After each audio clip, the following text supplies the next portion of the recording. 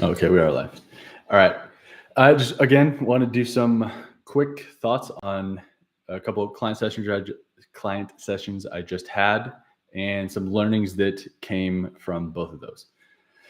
So, first one,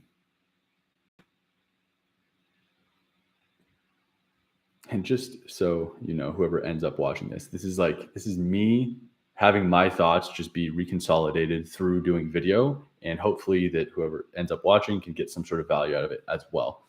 It's kind of an inside look into my thought process and what goes on in some of these coaching sessions or teammate sessions.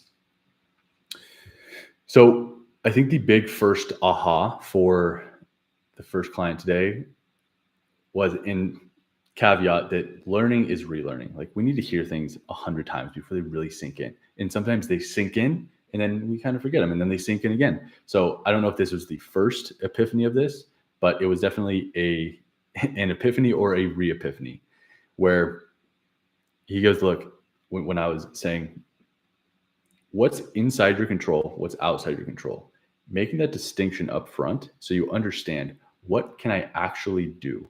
What actions will help me help get the chances in my favor, stack the deck in my favor towards that thing I ultimately want?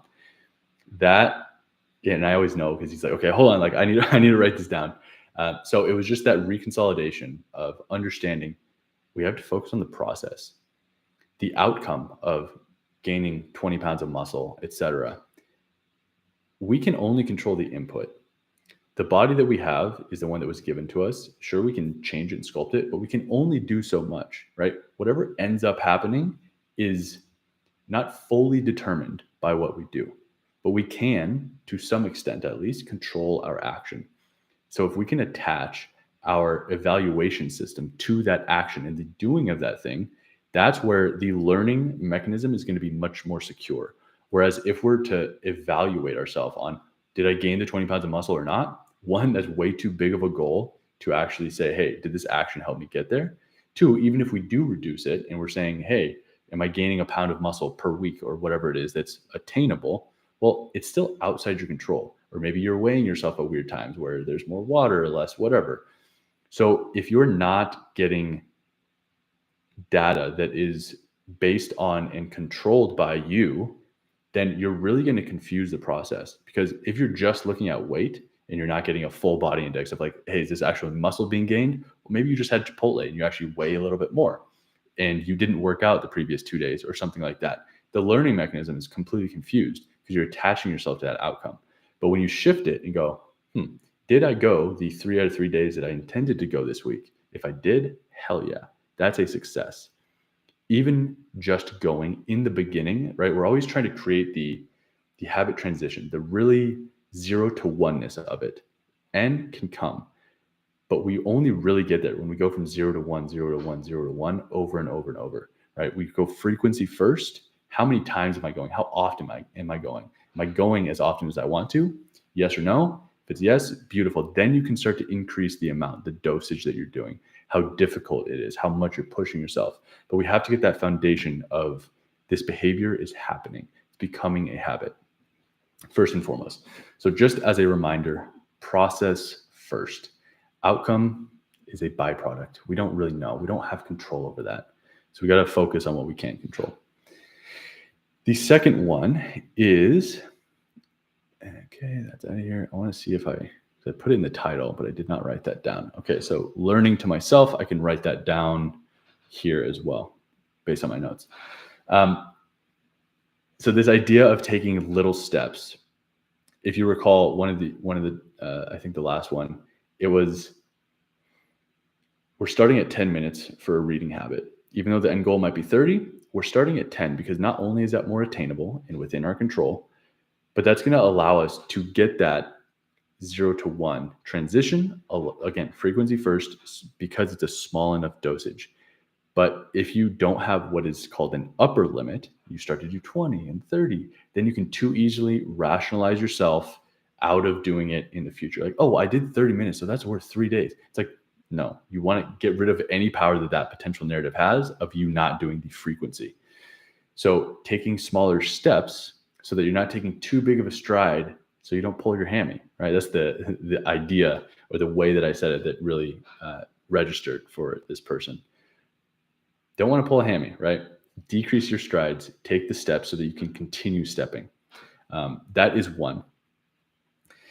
The other one that I don't know if is in the title, but this idea of, so the way I like to do it is we create a goal. Like we have our 30 minutes, we work backwards to 10. Then out of these 5 days of the week that we want to do it, if we get 4 out of 5 of those first days, is my personal approach to this. But he had originally chosen, hey, let's go 5 out of 5 days. If I only do 5 out of 5, or if only when I do 5 out of 5, am I going to then increase the dosage from 10 to 12 minutes?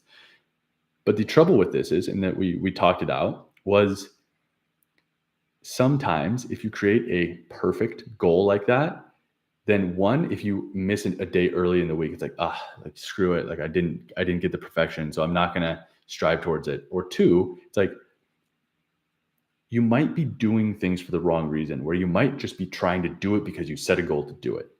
But if you give yourself the slack in the system of, I can miss a day and still increase and earn my next dosage the next week by increasing the dosage, I can still earn that if I miss a day because whatever happened. A good friend gave me a call and relationships are higher on my value hierarchy or something like that, right? You're forecasting and allowing some slack in the system so that it's a more authentic, more honest approach towards progress. Perfect doesn't get in the way of progress if you allow this little bit of leeway, and it allows you to be more flexible. And I know one of the downsides of habit is that they're so rigid, and we want them to be flexible, which is, ultimately going from a habit into identity.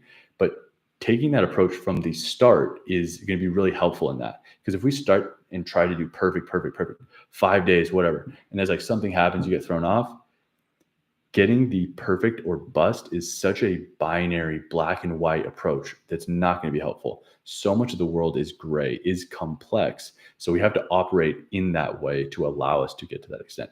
Granted, the big caveat here is that if he only does 3 days, and same here is what I like to do, then you maintain your current dosage. So you still have to do enough to earn the increase, but it's not so much so that you're going to get knocked off because of any little thing that gets in the way. Those can actually be valuable opportunities in the sense of someone calling that is very worthwhile to talk to.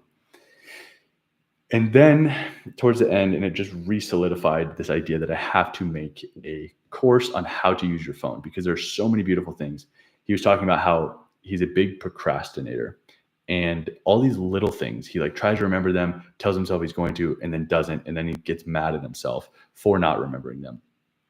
So I asked him if he'd ever used phone reminders, and basically said, no, tell me how, like, tell me what they are. And these are things that I unfortunately sometimes take for granted, that knowing how to do them and using them regularly are very helpful to me, but they seem so obvious that I don't always put them forth to others. But this is just re-solidifying. It's like, your phone is a beautiful tool to use to help us do the thing we want to do. It uses, and I think we talked about this last week, the Zeigarnik effect, where it's like, if you create a plan of when and where and how to do that thing that you need to, remind me to go do my bed sheets at 11 a.m. or when I get home, whatever it is. You offload from your brain to your phone. You outsource your memory to your phone that has perfect recall, can give you the exact moment that you need it, so long as you made the right type of reminder. That frees up this mental bandwidth that we're otherwise using and wasting in the background for no real reason. So using and leveraging your phone, for example, is a very helpful tool. And that's not where it falls, or that's not the only thing that it can do is reminders. It also has focuses. So you can kind of have these different zones of digital context. This is my work context. It has these apps, not these apps, because these don't help me. But then here's my personal context, or relaxing context, or meditation context. You create those with a different background, with different people that are allowed to be incoming calls, or different types of notifications on. You lay it out differently to help you do what you want to do. In the same way, you might want to go lift at a gym, and you might want to read or study at a library. You might want to have a different digital context for a specific behavior. It's a very helpful reframe. That, as well as, I guess I'm kind of going into it, but just to say that a full course on this is going to come. And the last very important pillar here is screen time and setting upper limits for you on the distractors specifically. But we can talk about that more.